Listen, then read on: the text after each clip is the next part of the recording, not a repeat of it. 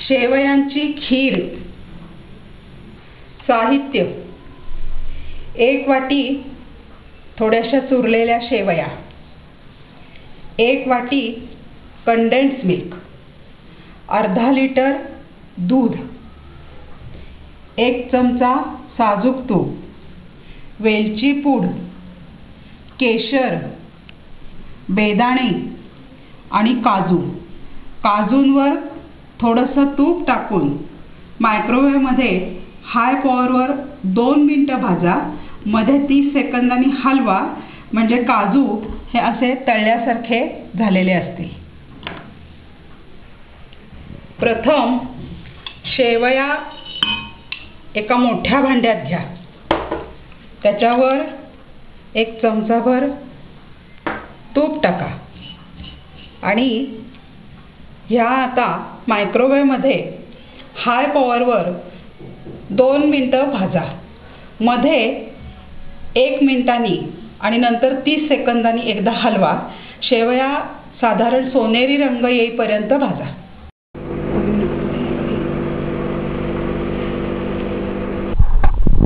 तर या शेवया भाजून झाल्या.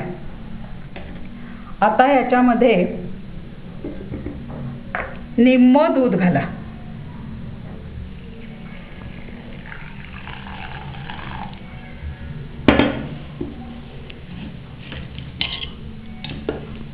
हलवा आणि मायक्रोवेव्हमध्ये हाय पॉवरवर न झाकता 2 ते 3 मिनिटं शिजवा.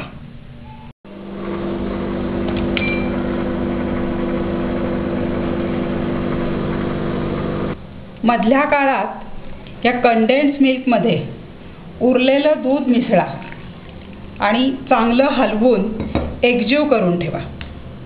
तर हे कंडेन्स मिल्क मिसळलेलं दूध तयार झालं. ही खीर करताना आपण कंडेन्स मिल्क वापरले, त्याच्यामुळे वेगळी साखर घातलेली नाही. जर ते वापरायचं नसेल तर दूध आणि आवडीप्रमाणे साखर वापरा.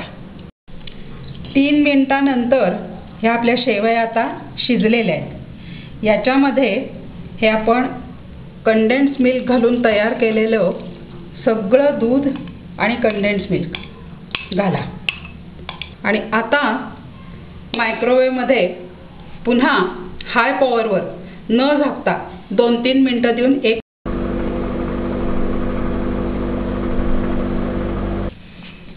खीर संपूर्ण दुधात केलेली असल्यामुळे उतू जायची शक्यता असते. तर त्यासाठी एक म्हणजे भांडं मोठं वापरा. त्यानंतर भांडं मायक्रोवेव्हमध्ये ठेवताना एखाद्या मायक्रोवेव्ह सेफ प्लास्टिकच्या किंवा काचेच्या डिशमध्ये ठेवून मायक्रोवेव्ह करा. म्हणजे उतू गेलं तरी ते त्या डिशमध्ये सांडेल, टर्न टेबल खराब होणार नाही. किंवा मायक्रोवेव्हची पॉवर कमी करा, म्हणजे 50% किंवा 30% वरती मायक्रोवेव्ह करा. आता या तयार झालेल्या खिरीमध्ये वेलदोडा, बेदाणे, हे तळलेले काजू आणि केशर हे सगळं घाला. शेवयांची खीर तयार. शेवयांची खीर